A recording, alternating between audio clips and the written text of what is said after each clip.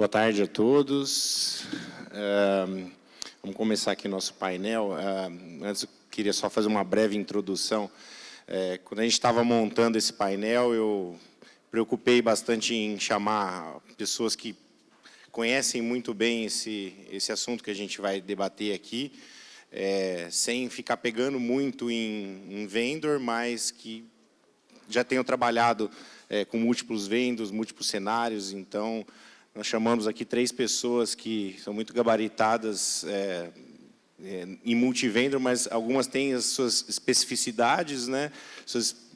Por exemplo, o Aloysio tem um conhecimento muito forte com Juniper, o Pim trabalha bastante com Huawei, o Ricardo já trabalhou com ambos os vendors, com Cisco, e tem um case muito interessante de soft router também, um case bastante grande de soft router. Então, acho que tudo isso junto vai agregar bastante. O intuito é a gente poder fazer essa discussão, ver o ponto de vista deles, e o mais importante é que eles têm experiência prática, né? Não é só teoria. Então, tem experiência de campo, e eu acho que isso vai ajudar muito o provedor a tomar a decisão na hora de montar o seu BRAS, escolher qual a melhor estratégia de redundância para o BRAS, como tratar determinados problemas de troubleshoot, como escolher o equipamento correto para o momento certo de crescimento do provedor. Então, acho que o objetivo da discussão seria essa.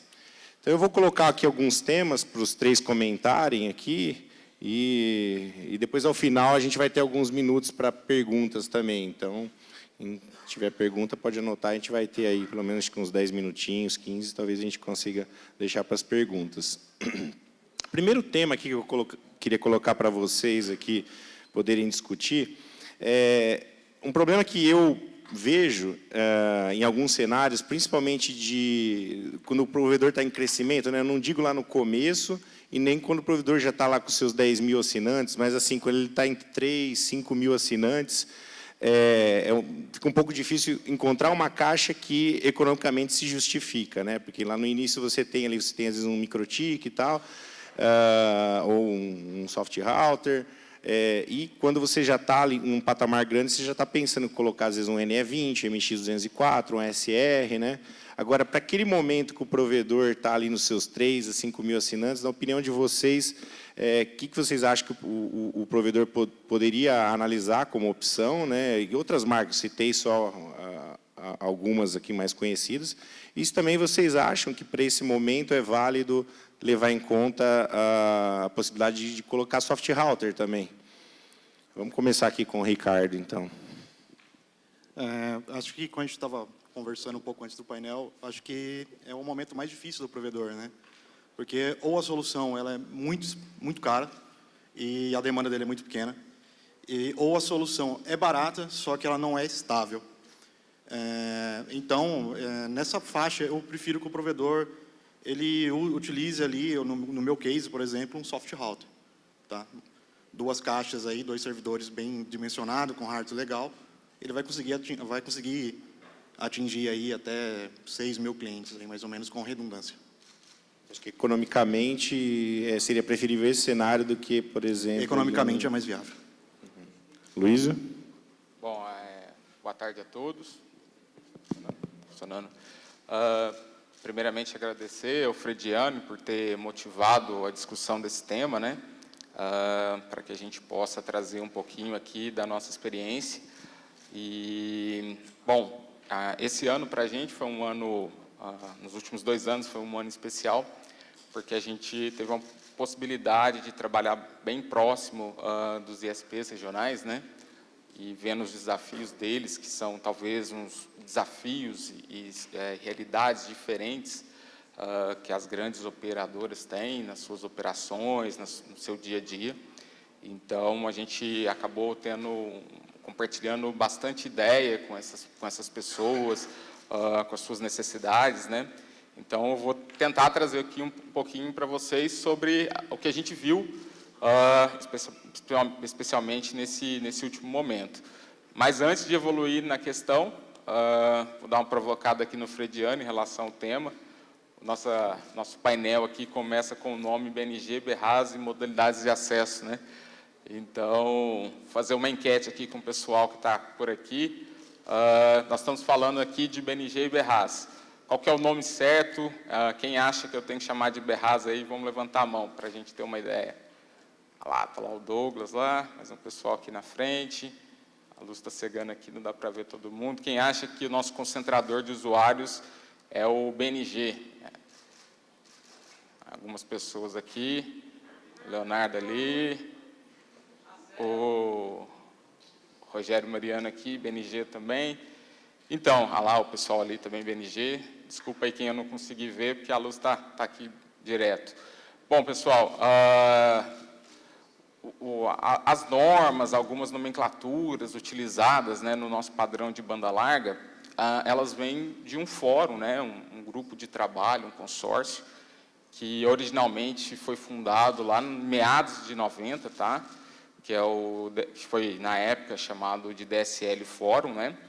E de DSL porque eles estavam desenvolvendo ou participando de uma evolução da tecnologia de acesso à internet, que até então era a nossa tecnologia de acesso discado, e eles criaram aí um grupo de trabalho para fazer esse desenvolvimento e criar padrões, normas, né? E DSL veio de linha de escada mesmo, que era onde eles iam explorar as redes de acesso já até então existentes, né, as redes tradicionais lá de cobre e tudo mais, para poder ofertar o serviço de banda larga. Então, daí veio o nome, e esse grupo de trabalho era composto por fabricantes, laboratórios independentes, provedores de serviços, fabricantes de equipamentos de acesso, e aí eles foram trabalhando para criar aí uma série de normas, padrões que deveriam ser seguidos pela indústria, né? E naquele momento, a tecnologia que nós tínhamos para acesso a redes, para ter acesso à conectividade à internet, eram os nossos concentradores até então chamados de RAS, né? Que eram os concentradores das redes de escadas. Como a evolução da tecnologia, banda larga, vem do inglês, então denominaram BRAS. E continuou a evolução do fórum, o fórum foi trazendo aí uma série de novas tecnologias, as redes de acesso foram mudando, a gente deixou de passamos a ter novas tecnologias de acesso, não mais associados às redes de cobre tradicionais, lá que eram utilizadas em linha de escada. Então, houve uma modernização da nomenclatura, o próprio fórum deixou de se chamar DSL Fórum, passou a se chamar Broadband Fórum, atualmente, né? E também foi revista aí a nomenclatura do nosso concentrador. Então, independente da tecnologia de acesso, a nomenclatura mais atual, né, é BNG, que é Broadband Network Gateway. Então, assim como a gente tem outros concentradores de outras tecnologias, como a gente tem na rede móvel, que também, ao passar da evolução da tecnologia, 3G, 4G, esses concentradores aí acabam tendo uma mudança de nomenclatura, e essa nomenclatura é mais atual à tecnologia. Então, atualmente, aí, o nosso concentrador de banda larga é conhecido como BNG, tá? Mas a gente vai falar aqui, eu vou errar várias vezes, vou falar BRAS, porque ainda está entranhado aqui na nossa mente, né? Então, mas a nomenclatura é mais atual. Outra questão, até para ir direto à pergunta, eu também andei lendo bastante nos últimos anos, aí, até pelas demandas dos nossos clientes, questões relacionadas a modelos, né? Quais são os melhores modelos e como fazer uma rede de banda larga. Tanto do ponto de vista do acesso, quanto levando com viés dos nossos concentradores, plataformas de integração, redes, RP e tudo mais. E eu achei uma apresentação bem interessante, onde, eu não me lembro o autor ou quem fez a pesquisa, no momento da apresentação ele falava o seguinte, olha, não existe certo ou errado numa rede de banda larga. Por quê? Porque as possibilidades e os desafios são tão grandes que a possibilidade ou a variedade de modelos que a gente tem, a gente não pode falar que esse modelo é o certo ou errado. Então, eu acho que essa foi a melhor definição para que a gente entenda que os diversos modelos que a gente tem na sua grande maioria, foram impostos pelos desafios, momentos que a gente estava enfrentando ali, e a gente conseguiu utilizar, pegar aquela tecnologia ou aquele cenário para resolver os nossos desafios, né? Então, qual que é a melhor plataforma para um cenário que a gente está começando ali de poucos usuários? Se a gente for pensar nos grandes fabricantes, usualmente eles têm ido ou levado a tecnologia para plataformas de alta escala. Isso vocês têm razão. A gente, ao pegar datasheets, seja dos principais vendors do mercado de banda larga hoje em dia, de Juniper, Huawei e Cisco, a gente vê que a escala dos equipamentos são escalas gigantescas, né? De centenas de milhares de usuários para alguns cenários e algumas aplicações que eles entendem que são as melhores aplicações para o momento ou que vão atender o mercado onde eles estão trabalhando, onde eles estão operando. Quando a gente vem para o mercado brasileiro, principalmente dos ISPs regionais, a gente vê que o time to market ali desses grandes fabricantes talvez não atendam, né? Então, a gente tem uma lacuna, talvez, de produto, principalmente desses caras, para um cara que está começando, para o cara que está dando o primeiro passo. E aí, talvez, financeiramente, economicamente, fique inviável ele já ir com uma plataforma dessa. Eu não tenho experiência em software BRAS para dar aqui minha opinião sobre a questão de entrar com um equipamento dessa linha, mas eu acredito que o provedor ou a empresa que tiver intuito em começar ou tiver uma operação com uma quantidade menor de usuários, também pode tentar com seus parceiros, os fornecedores, tentar modelos comerciais que permite o crescimento em escala, né? A gente sabe que, às vezes, pela questão de mercado, o fabricante não tem o produto adequado e, comercialmente, ele tenta viabilizar o negócio com modelos de crescimento ao longo do tempo, licenciamento, algumas coisas, Pay-as-you-go, né? Pay as you grow, que é algo bem atual de se falar, né, para crescimento escalonado. Então, eu acho que, talvez não tendo o produto adequado para o momento, para um cara que está iniciando, caso alguém tenha a intenção de buscar plataformas, que busque aí alguns modelos comerciais que tornem, né, o negócio dele economicamente viável. Legal. Obrigado pela aula sobre os termos aí, BNG. Só antes de passar para o Pim comentar, quando a gente estava organizando aqui o painel, a gente discutiu até bastante isso daí, né? Tivemos as provocações a respeito do assunto e, de fato, né, o termo correto e atual hoje é BNG, mas eu acredito que a maior parte dos profissionais ainda chamam bastante, né? Como o Luiz falou, a gente mesmo que sabe que a BNG acaba citando o BRAS, então, no final das contas, a gente deixou os dois termos, né, BNG/BRAS, para evitar que, às vezes, alguém que tenha interesse de saber mais sobre esse assunto não pudesse aproveitar o painel. Vamos saber a opinião do Pupim agora. Boa tarde, senhores. Agradeço o convite do Frediani. Bem nessa linha que a gente estava escutando agora, o mercado brasileiro tem uma característica de provedores com um pequeno número de assinantes. Por que pequeno? A gente estava discutindo na hora do almoço. Ontem eu assisti um treinamento da Huawei, em que ela chama o roteador que ela indica para o mercado brasileiro para BRAS, para BNG, de mini BNG. E ele faz 32 mil assinantes. Então, para os chineses, 32 mil assinantes é um mini BNG. O que eles indicam para descentralização da autenticação. Quando você centraliza a autenticação, eles indicam um roteador muito maior do que isso. E é bem nessa linha que a gente vê com outros fabricantes, com o Juniper e com outros fabricantes também. E a dificuldade no mercado brasileiro é exatamente essa. O que atender, o que o provedor consegue usar para atender até 5, 6 mil assinantes. Acima de 7, 8 mil assinantes, as soluções que são gigantescas, que são para 32, 64 mil assinantes, já se tornam viáveis economicamente. Acima de 7, 8 mil. Mas, realmente, até essa marca de 8 mil assinantes, 7 mil assinantes, é uma grande dificuldade que a gente vê no mercado brasileiro, que ou o cara utiliza o que ele começou a usar desde que ele nasceu, ou vai para um soft BRAS. Infelizmente, não tem... Existe esse gap.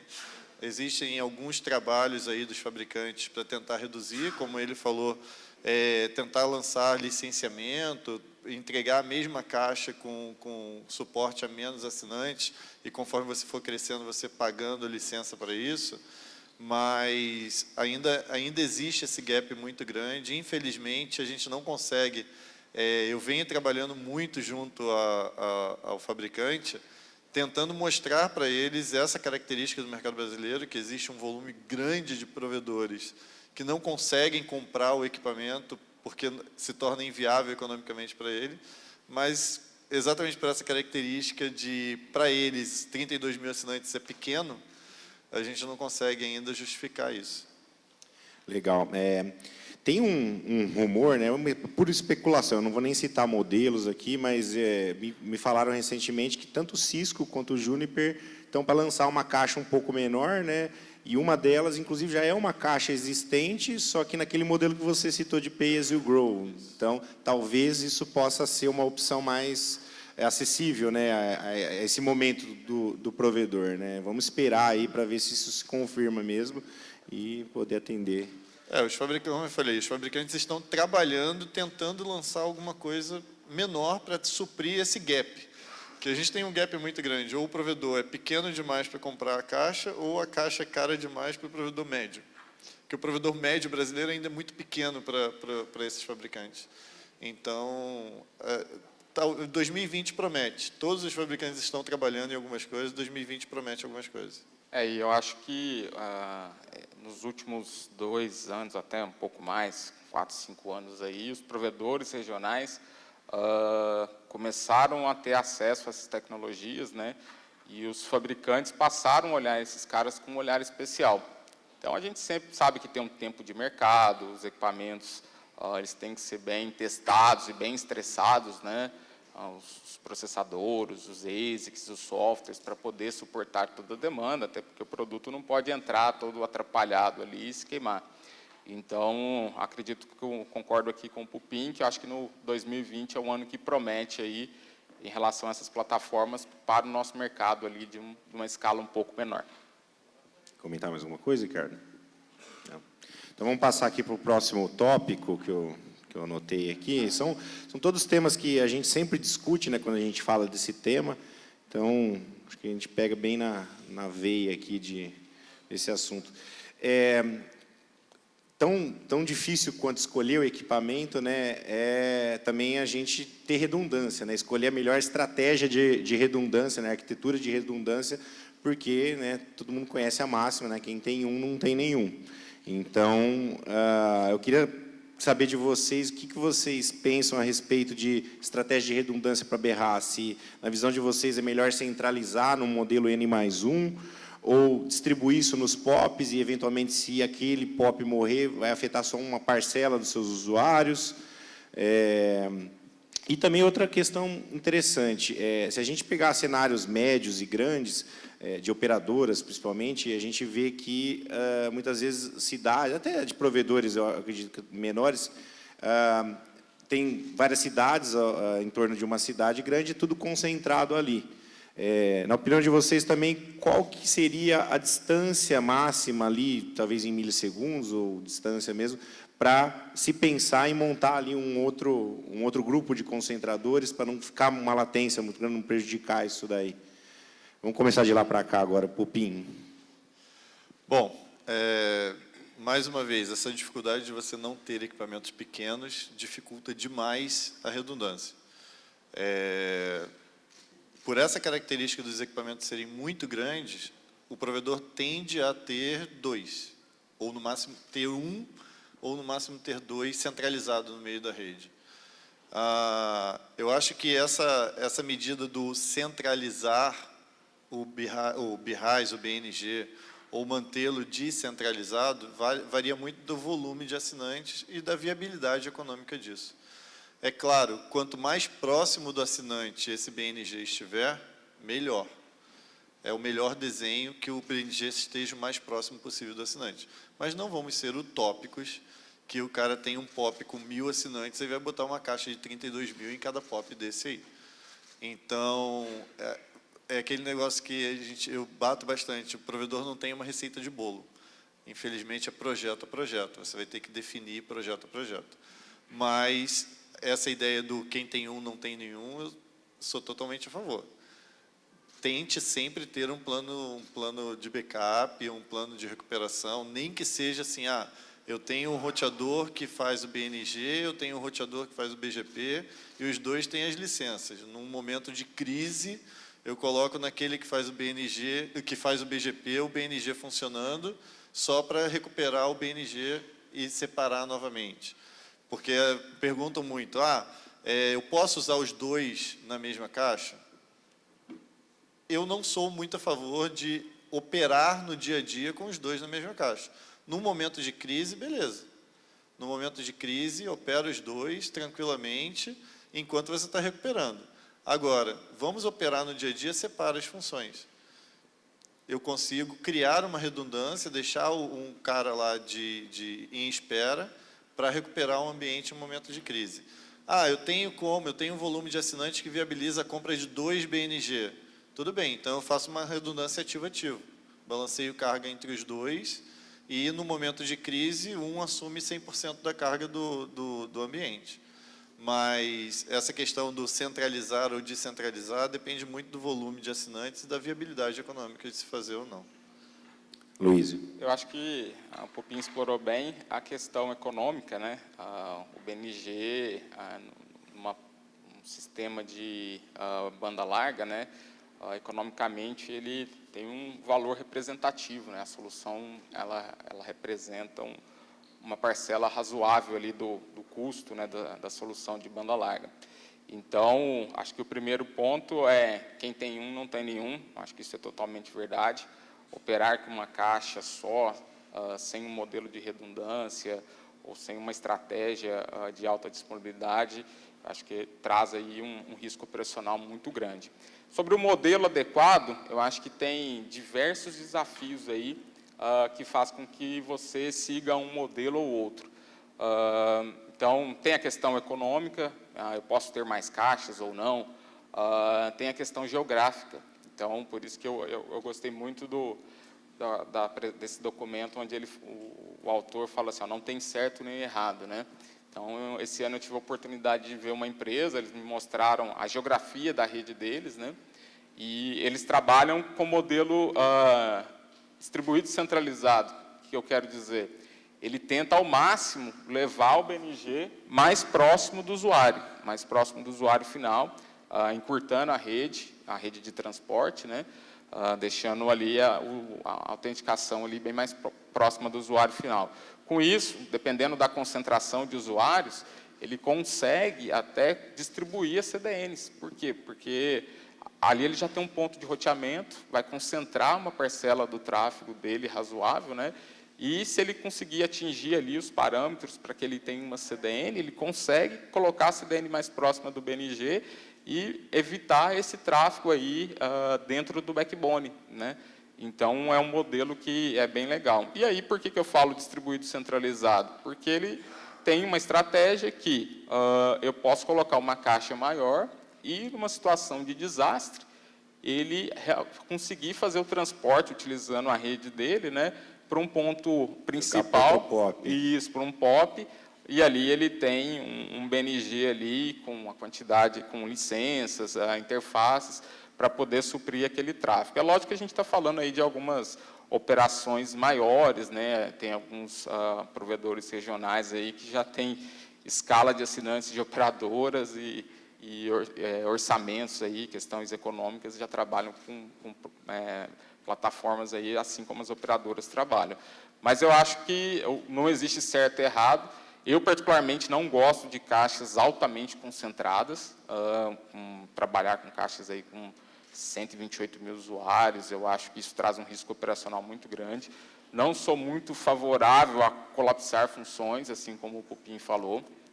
Eu acho que existem requisitos e funcionalidades específicas de cada uma das plataformas, então, principalmente Borda e BNG, que é muito comum no ambiente do provedor, né? Então, acho que são funcionalidades bem particulares e que a gente deve deixá-las bem separadinhas ali, para não trazer tanto risco operacional. Então, eu acho que esse modelo de centralizar funções, eu acho que é importante, e sempre verificar o que minha geografia de rede, que os meus recursos me possibilitam a fazer. Quanto mais eu conseguir distribuir isso e tiver uma garantia operacional para a minha rede, é um modelo que eu sou mais favorável de trabalhar, respeitando aí todas as questões orçamentárias e outras restrições aí que o provedor possa ter. Vamos lá, Ricardo, sua opinião. Eu acho que a resposta para isso depende. Como eles já exemplificaram aqui. Como exemplificaram, vai depender do cenário, como que foi feita a construção da rede do provedor, a distribuição dos POPs, provedores que operam em múltiplas cidades, qual é a confiança daquele circuito que interliga a cidade, será que vale a pena arriscar, colocar tudo, centralizar tudo no mesmo lugar, entendeu?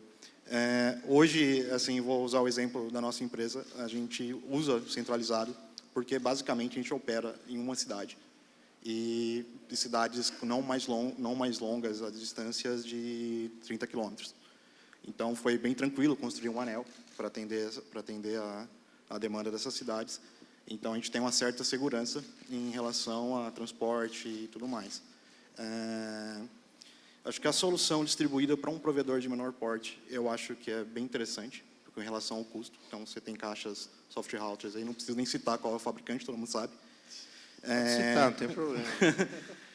Que são bem acessíveis, então, em termos econômicos, eu acho que é uma solução interessante. Tá? Não pendurar todo mundo no mesmo lugar.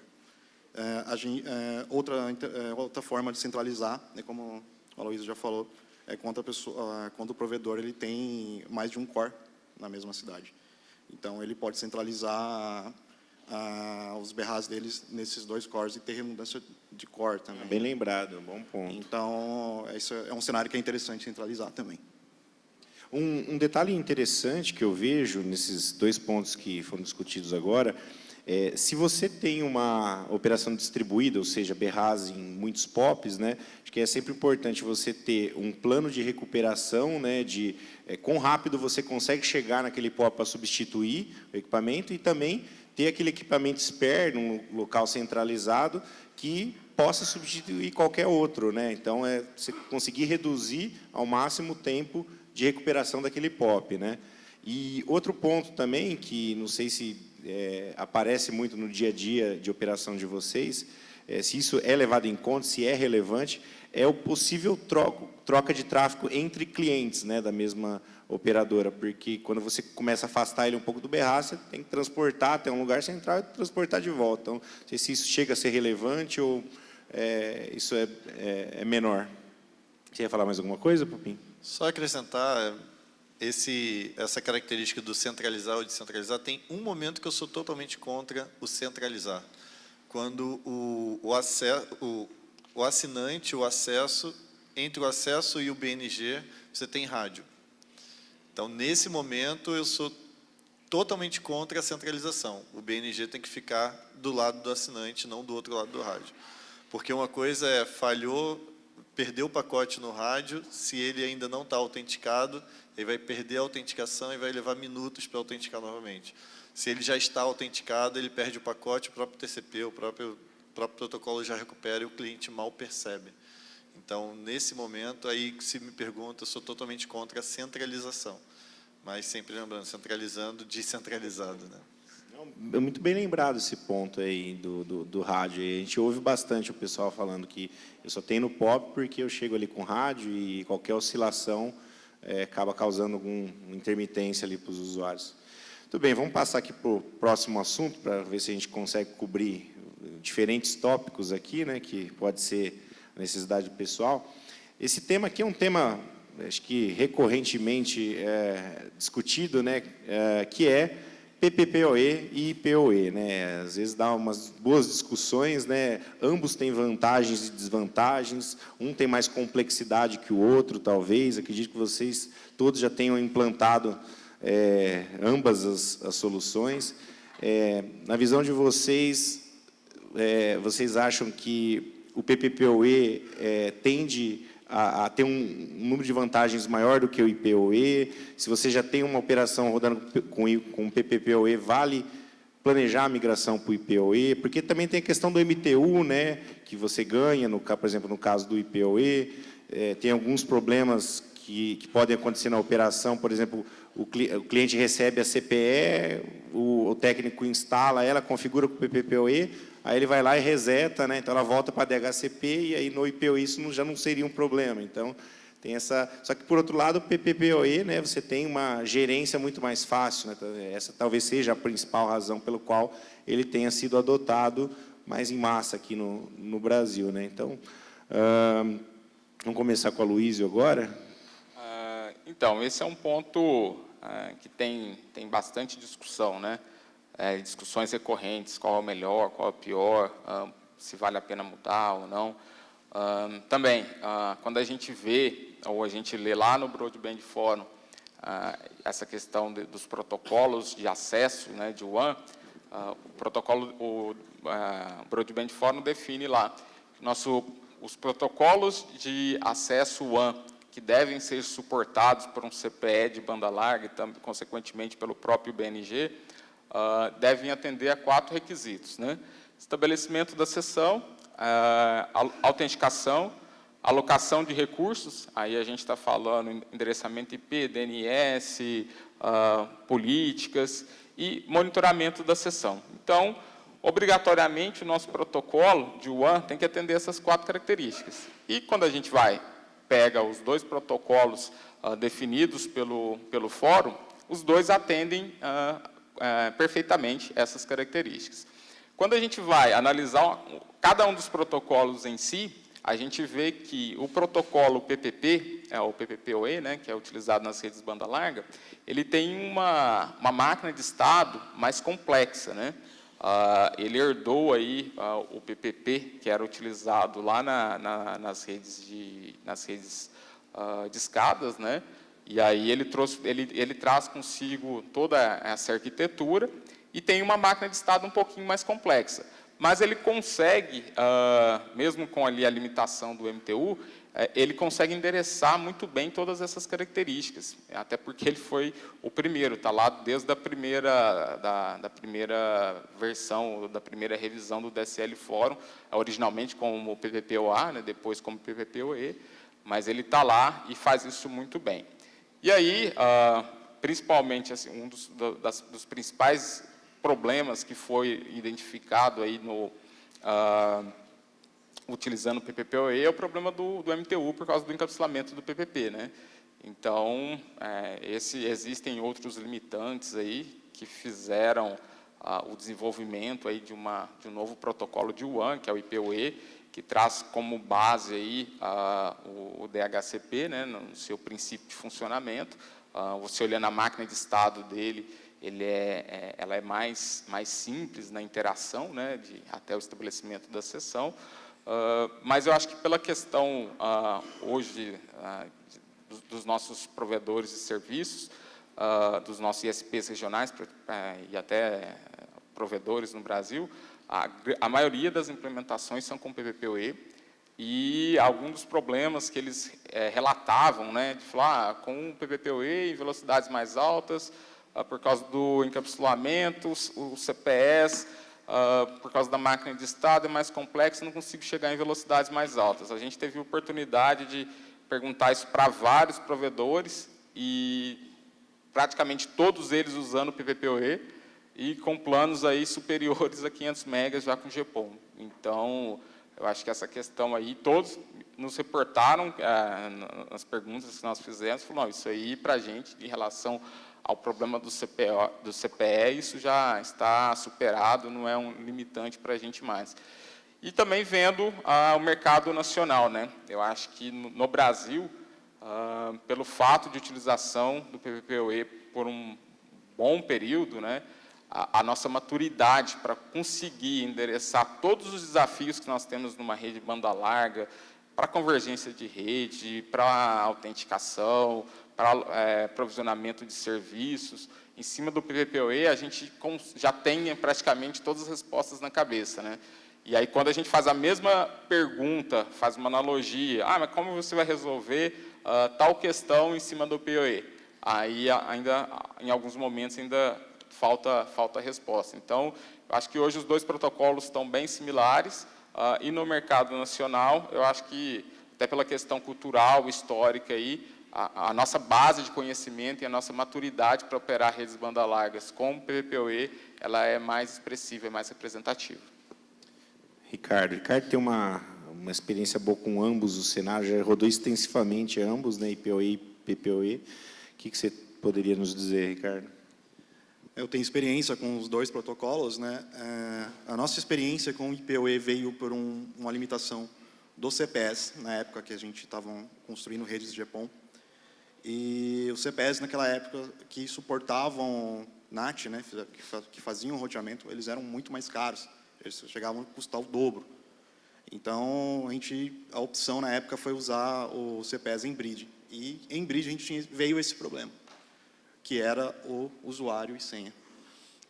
Então, a gente falou, a gente precisa fazer algo similar, a NET, claro, faz, que é DHCP, algo simples, onde o cliente plugue o seu roteador na interface do CPE e já sai usando.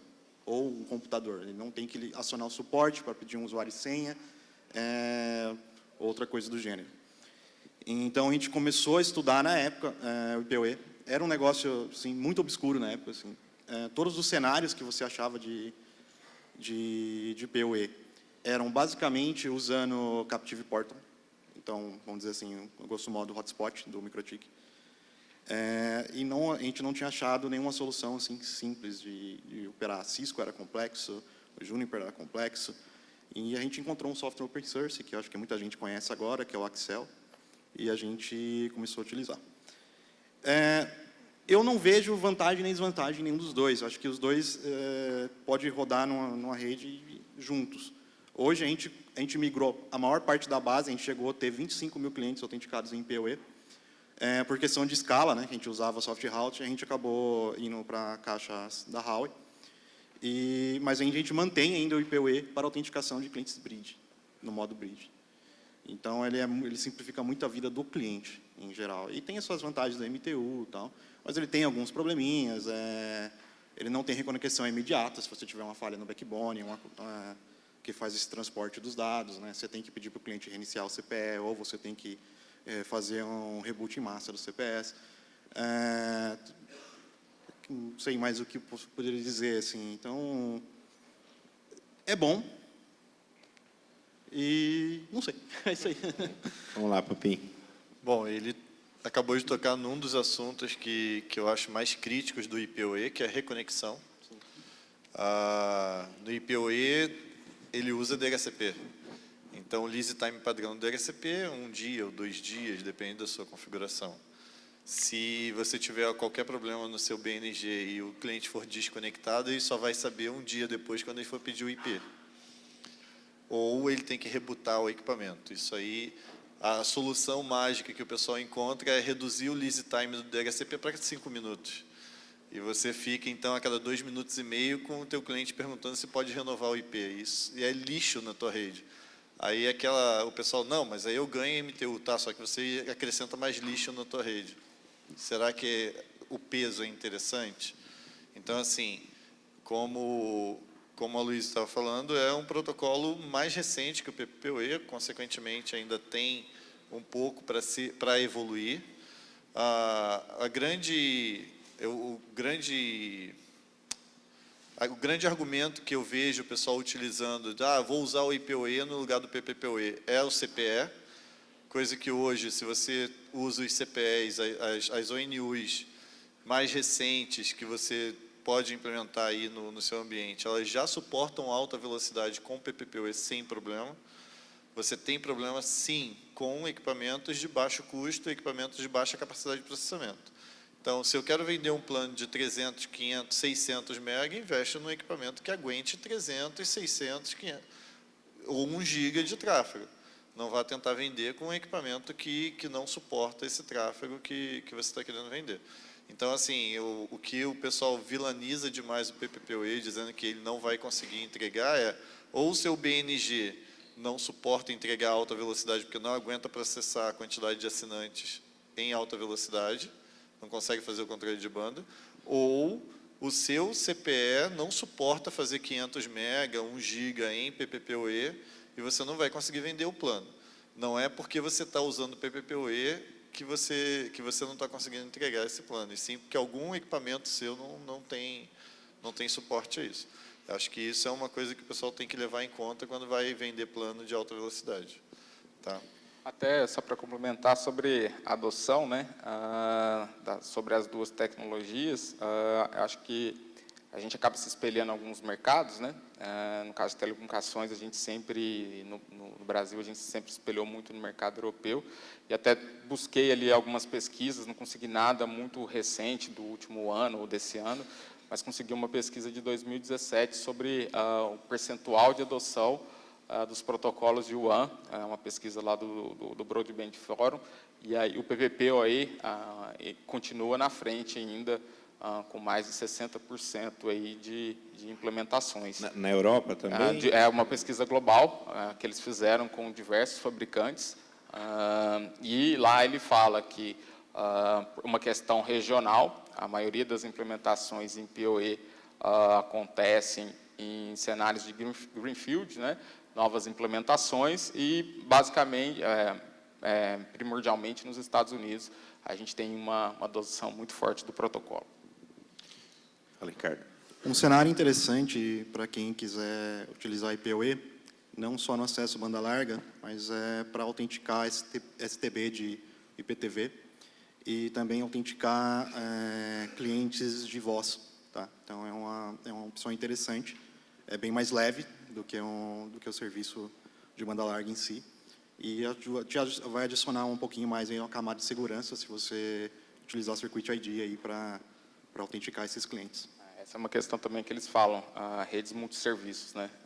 Talvez você tenha que, cenários onde você tem os dois, ou seja, você tem que, baseado no serviço que você explora, você decide qual técnica de WAN que você vai utilizar, que se encaixe melhor para o seu produto. Então, em alguns cenários, você acaba tendo as duas. Legal. Vamos passar, então, para o próximo assunto. Eu só vou pedir para vocês agora a gente tentar ser um pouco mais sucinto nos comentários aí, para a gente poder deixar um pouquinho de tempo aqui para receber as perguntas do pessoal aí. E o próximo assunto é justamente sumarização.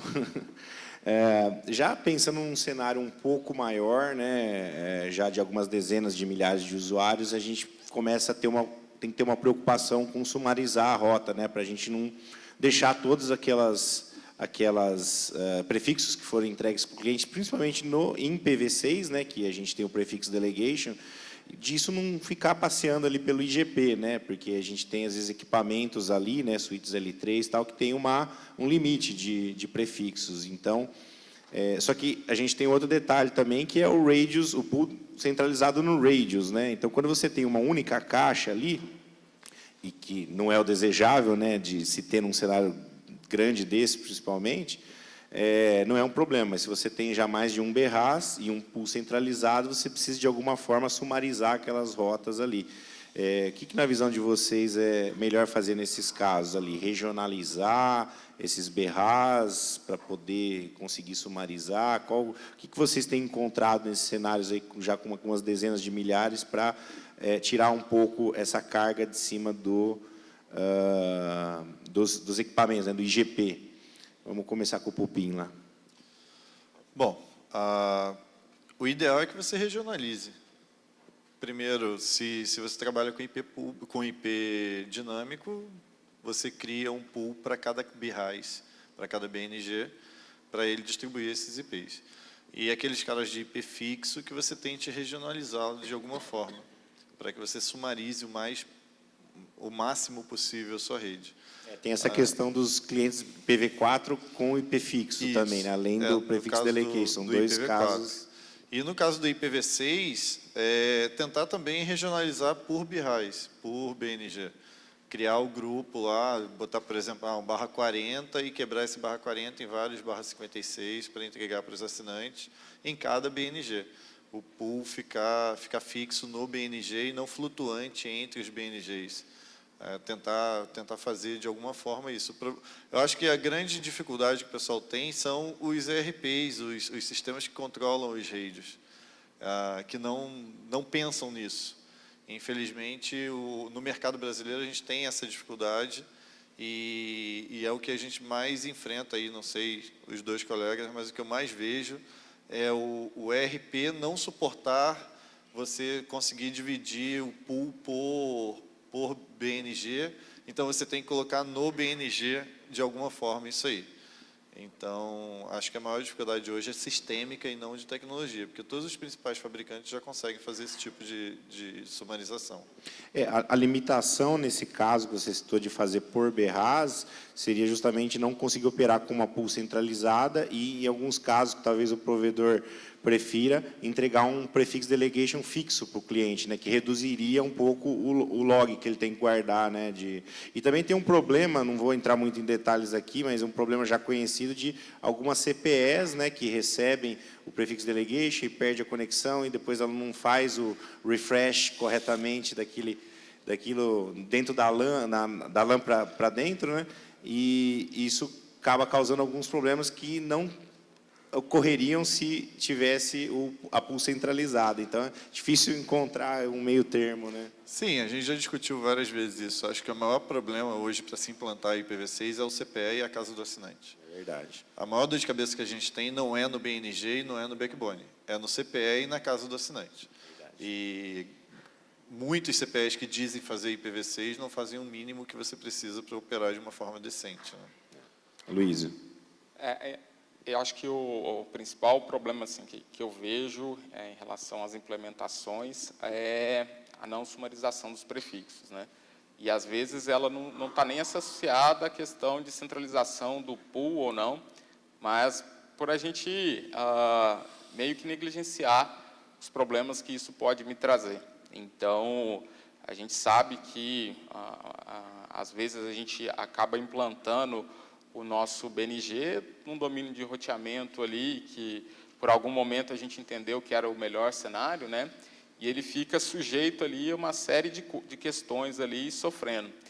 E o nosso BNG, ele é um equipamento de fronteira, né? Então, ele faz fronteira ali com a rede de acesso, um domínio L12, e com toda a nossa infraestrutura ali em domínio L13. Então, independente de aonde esteja o pool ou algumas limitações que essa questão de distribuição de endereço ou geográfica nos impõe, é de extrema importância que a gente consiga, de alguma forma, evitar, a gente sumarizar esses prefixos e evitar que oscilações, um usuário, ou uma instabilidade na rede, onde o usuário fica batendo ali, que isso acabe sendo repassado para o meu protocolo de roteamento, e, dependendo da minha hierarquia de rede, essa oscilação seja repassada. Né?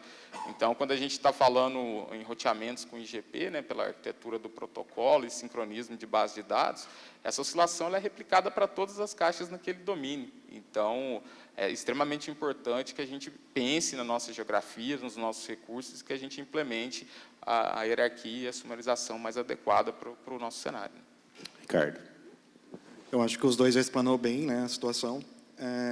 Existem algumas situações, como o Luiz citou, né, de configurar o pool local. Infelizmente, nem todos os provedores têm IP público, recurso sobrando, né? Então, eles acabam, no pessoal aí que tem uma redundância N para 1, acaba tendo que usar o pool centralizado e não consegue fazer uma sumarização do jeito que a gente gostaria, né? Então, o que eu vejo o pessoal muito fazendo hoje é de vez propagar esses prefixos no IGP, no tradicional, né, no SPF, ou no ISIS, propagar ele dentro de um IBGP. Então, o impacto é um pouco menor. Acho que a gente chegou a discutir isso também, né, Popim, num caso grande. É interessante. Agora, essa alegação de que o provedor não tem tanto IP disponível e tal, o meu maior problema não é o IP público. Porque IP público, o cara vai ter 2.000 IPs, vai ter lá 2.000 rotas no máximo. E hoje ele não vai entregar esses 2.000 IPs para assinantes. Ele vai ter os 2.000/32. O problema é o cara entregar também um 100/64 sem sumarizar. Isso é que a gente tem visto nos provedores, que ele não se preocupa nem com sumarização do IP privado, que aí poderia controlar muito melhor isso. Então, eu acho que esse é um ponto de atenção. O do IP público, bem ou mal, quantos clientes aí vai ter na rede dele que vão receber um IP público fixo? Ele pode não sumarizar, realmente, aí pode distribuir isso aí, não está sumarizado, que não vai impactar tanto na rede para ele. Agora, ele não sumarizar os 100/64 é muito mais complicado. Verdade. Sim, eu levantei um cenário onde ele estaria fazendo isso só com IP público, né? Sim. Não tem por que ele propagar prefixos de CGNAT, IPv6 tem recurso abundante, então ele pode travar isso no BRAS, não tem por que ele ficar propagando isso. Legal, vamos passar então para o nosso último tópico aqui, antes das perguntas, bem rapidamente. É um outro assunto também que a gente vira e mexe se pega discutindo, né? É controle de banda, né? Tradicionalmente ele é feito ali no BRAS, né? Tem BRAS que faz isso muito bem, outros já se consome bastante recurso do BRAS para poder fazer esse controle de banda, e aí se vem a ideia de fazer o controle na camada de acesso, né? Só que aí, para conseguir fazer isso, precisa de uma boa automatização, né? Nem todo mundo tem acesso a programadores e uma estrutura toda para você conseguir automatizar o provisionamento, né, da camada de acesso e fazer esse offload do controle de banda para ela, né? Como é que vocês veem essa questão do controle de banda? Você acha que melhor deixar no BRAS? Vale explorar a possibilidade de fazer no acesso? Ricardo. Eu tenho os dois cenários hoje rodando, o controle de banda direto no CPE ou no BRAS, né? Hoje eu não tenho uma opinião formada do que seria melhor. Ambos têm suas vantagens e suas desvantagens. Como fazer controle no CPE, você vai onerar menos o BRAS, mas isso eu acho que só é verdade para um BRAS, um soft BRAS. Eu acho que para uma caixa Cisco, Huawei, Juniper, isso não é bem uma realidade. Eles fazem isso com maestrias. Tem o caso lá de Huawei autenticando 20.000 clientes e não faz a menor diferença estar fazendo controle de banda no BRAS ou não. Então, mas para um cenário de soft BRAS é muito interessante. Que é uma das coisas que mais oneram um soft BRAS é o controle de banda. E tem essa questão da dificuldade, que é a integração dos ERPs. Para nós deu muito certo, porque o sistema é desenvolvido dentro da casa, então dá certinho, mas nem todo o sistema está preparado para isso. Luiz. É exatamente isso que o Ricardo falou. Eu, particularmente, questionei também os provedores regionais das implementações. A grande maioria delas, eu particularmente não recebi nenhum feedback onde ele fazia no acesso. E fazia sempre no BNG, justamente para poder explorar as integrações que já existiam de base de dados de usuário, Radius e BNG, né? E também até porque, até com novas implementações, a mudança, essa nova vertente do Radius, que é o Radius COA, né? Você poder já mudar um plano do usuário no RP e o Radius já informar o BNG on the fly ali e falar assim, ajusta o plano desse cara aí. Então, esse é um bom ponto. É um bom ponto. Então, assim, os provedores estão usando isso, tá? Então, já tem bastante integração. Eles me mostraram implementações reais onde o atendente já vai lá, o cliente pede uma alteração de plano e essa alteração de plano em questões de minutos já é refletida para o assinante sem desconexão, sem alteração ali no princípio de comunicação do usuário. Então, acho que a grande maioria, particularmente do que eu vi, as integrações as limitações de controle de banda são aplicadas no BNG. Upim. Eu concordo com o que foi explanado. A maioria das implementações são no BNG, mas se você for olhar um projeto puritano de acesso, o controle tem que ser o mais próximo possível do assinante. Então, o controle, se você for analisar o projeto friamente, o controle tem que ser feito no assinante e não no BNG. E, inclusive, isso foi até uma fonte de questionamento de um problema que nós tivemos em um software, uma versão de software, e o TAC respondeu, mas por que você está controlando banda de quase 30 mil assinantes no BNG? Porque, pelo projeto, o controle de banda tinha que ser lá no acesso e não no BNG. O BNG faria o controle de casos muito específicos e não da totalidade dos assinantes. Tá? Acrescentando aí ao que foi dito já, mas é bem nessa linha que eles já falaram. Muito bem, gente. A gente tem mais alguns minutos, então, para perguntas aí. Acho que é um tema que não dá para exaurir em apenas uma hora, mas quem tiver perguntas, por favor, vá ao microfone. Um dos três aqui, certeza que eu vou poder responder muito bem. Basicamente, uma sugestão que eu faço para o prazer Douglas, né? Uma sugestão que eu faço com relação à sumarização é deixar, eu faço o anúncio do prefixo do pool local e deixo vazar os mais específicos para quando ele autentica para um outro, cai num outro BIRAS por algum motivo. Isso resolve bem os problemas, às vezes, quando você tem que fazer uma redundância de BIRAS e autenticação. Mas não era esse o foco da pergunta. A pergunta é uma coisa que eu venho brigando com bastante gente, inclusive eu já briguei com o Frediani bastante sobre isso, que é a ideia do BIRAS-less, né? Sem BIRAS ou sem BNG. Deixar isso aí tudo por conta, o IPOE e tudo por conta da OLT, falando especificamente de FTDH, onde você deixa o controle de banda na OLT, o gateway vai ser o Layer 3 da OLT e o MPLS, ou não necessariamente o MPLS, em cima disso. O DHCP Option 82 feito pela OLT e também o DHCP Server também pela OLT. Ou seja, você tira aquele investimento de R$80 mil no equipamento que você vai colocar lá, que vai ser BIRAS, e você coloca isso em 4 novas OLTs na tua rede.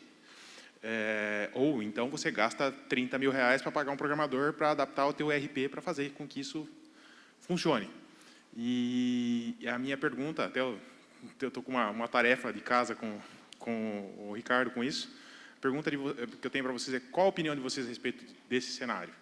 Tirar o BIRAS da jogada e deixar tudo por conta da camada de acesso, que é como os gringos operam. A Nokia está vindo com essa ideia aqui agora. Pergunta. Quem dos três poderia responder a pergunta do Douglas? Bom, eu particularmente acho que é mais um desafio. É igual mudar de PPPoE para IPOE. É um desafio que a gente precisa explorar aí todas as nossas variáveis que a gente já tem numa rede de milhares de assinantes. Acho que é mais um ponto interessante, tem um viés aí bem legal de se implementar, mas eu acho que a gente precisa ver se todas as nossas particularidades nesse cenário, se a gente vai conseguir endereçá-las. É a mesma coisa quando a gente pergunta, você vai do PPoE para o IPOE, você consegue resolver isso, isso e isso? Isso aqui não consigo. Então vou ficar aqui mesmo, entendeu? Então eu acho que é um modelo para se pensar sim, Douglas, e até explorar esse mercado aí junto com os fabricantes para ver se a gente consegue endereçar todos os nossos requisitos aí em cima dessa nova hierarquia de rede. Eu acho muito legal, mas aí voltando para uma coisa que eu defendo muito. Todas essas soluções são lindas, maravilhosas, na hora que você bota no papel, no datasheet, no PowerPoint. Agora, você tem gente suficiente para operar isso, na hora que der um problema, você vai conseguir resolver esse problema de forma fácil? Como a Luísa estava falando, o mercado brasileiro, vamos olhar o mercado brasileiro. Na hora que der um pau, você vai correr para onde? Então, você que é pequeno, médio, e não tem uma estrutura de engenharia para aprender a fazer isso, para estudar e para se especializar nisso, eu acho que ainda é muito novo para correr atrás desse tipo de solução. Ainda é muito embrionário para você correr atrás disso aí. Bem, acho que a gente tem perguntas remotas ali com o Rubens. Eu queria fazer um comentário só sobre essa pergunta, antes de entrar? Vai lá, Que é Thiago. o ponto, assim, eu até gostaria depois de conversar com o Douglas para entender de onde veio essa fonte da Nokia, né? Que lá fora isso não acontece. Que é um dos porque principais fabricantes de um dos BNG, né? principais fabricantes de PNG, dificilmente ele estaria promovendo uma solução que não tenha isso. E num cenário lá fora, aqui no Brasil a gente não tem cota, mas lá fora a gente tem. Como é que você faz controle de cota num cenário desse sem BNG? É inviável, você não tem como fazer. Você precisa de um BNG. E lá fora tem outras aplicações, né? Você pode evoluir sua rede para vender mais coisas, vender serviço agregado. Cada vez que você colocar mais serviço, mais inteligência, um simples controle de cota, sem o BNG você não vai conseguir fazer. Então, mas depois a gente conversa para não estender aqui a pergunta. Rubens. Tem uma parabenização do Elisandro Pacheco para o Pupim, que ele concordava aí com o que o Pupim apontou, mas o tema mais discutido aqui no chat é a questão de por que questionar o Lease Time do DHCP quando no PPPoE existe o Keep Alive, que muitas vezes é 30 segundos. Então, isso gera até mais pacotes do que um Lease Time baixo no DHCP. E gente comentando que um DHCP Lease Time de 30 minutos não é nada absurdo. Quem que poderia comentar? Pupim? Bom, a pergunta foi direcionada à minha afirmação, então concordo que tem o Keep Alive lá de 30 segundos, mas o PPP ele vai, depois de 30 segundos, perceber e vai fazer a reconexão. O DHCP, você tem todo o processo lá de pergunta, de renovação do lease e todo o processamento disso aí. Mais uma vez, não sou um defensor do IPoE, do PPPoE contra o IPoE. Eu já tenho clientes implantados IPoE. Eu só acho que é um protocolo menos maduro do que o PPPoE. Isso aí ninguém pode dizer que não. Realmente ele é. E tem alguns desafios, sim. Em algumas implementações você vai ter algumas dores de cabeça que você não tem com o PPP. Já em outras, o PPP não é tão viável como o Ricardo mesmo falou, de implantação de telefonia, de TV, e que o IPoE é muito mais prático do que o PPPoE para isso aí. Só para complementar aqui o que o Pupim falou, quando eu falei lá para vocês de 4 requisitos que o Broadband Forum passa para os protocolos de WAN, né? O último deles é o monitoramento da sessão. No caso do PPPoE, ele é feito com Keep Alive. No caso do IPoE, né, ele é feito justamente com Lease Time. Bacana. Respondeu até a minha pergunta, que seria essa agora mesmo. Mas, então, gostaria primeiro de parabenizar. O painel foi digno de palmas. Parabéns a todos. Tema bem abordado. Então, vou só reforçar, já que a pergunta foi já feita e respondida, vou só reforçar em termos do IPv6, que a gente mais tem dificuldade mesmo, que eu vejo nos clientes implantar o IPv6, é sempre CPE e na casa do cliente.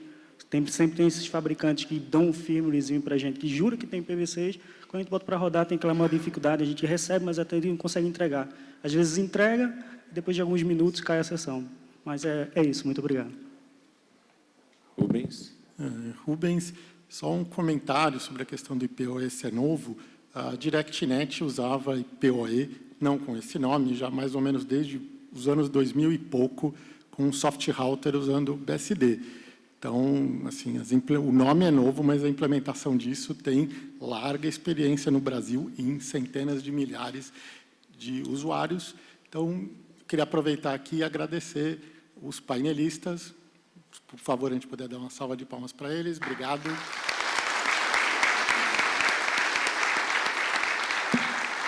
Obrigado a todos. Eu espero que tenha sido útil para todo mundo poder voltar para as empresas e discutir com a equipe aí qual é a melhor estratégia para implantar BRAS. E quem tiver mais perguntas, mandem na lista para discussão. Tenho certeza que o pessoal vai poder ajudar. Obrigado, gente. E atendam ao pedido do Moreiras, né? Implementem PV6 na rede de vocês.